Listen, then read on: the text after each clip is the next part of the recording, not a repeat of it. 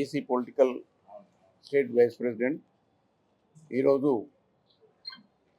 మన తెలంగాణ స్టేట్లో గ్రామ పంచాయతీ ఎలక్షన్లు 2 విడతలు కంప్లీట్ అయినాయి. దాంట్లో భాగంగా 49% ఘన విజయం సాధించారు బీసీలు. ఇంకో విడత 3వ విడత ఉంది. 3వ విడతలో కూడా ఇదే రకంగా ఘన విజయం సాధించాలని చెప్పి భావిస్తున్నాం. పోతే ఈ యొక్క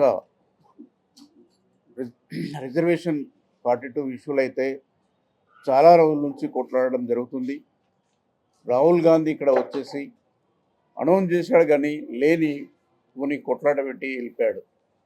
ఆయన ఇంతవరకు పార్లమెంట్లో ఒకరోజు కూడా దీని యొక్క విషయం పార్లమెంట్లో లేవదీయలేదు. ఎందుకు లేవదీయడం లేదో అది తెలియడం లేదు. కాబట్టి ఇకనైనా ఈ 3 రోజులు 4 రోజులు పార్లమెంట్ ఉంది. ఆ పార్లమెంట్లో బిల్లులు పెట్టాలని చెప్పి భావిస్తున్నాం. రాహుల్ గాంధీ కూడా ఇది రేజ్ చేస్తే బాగుంటుందని చెప్పి భావిస్తున్నాం.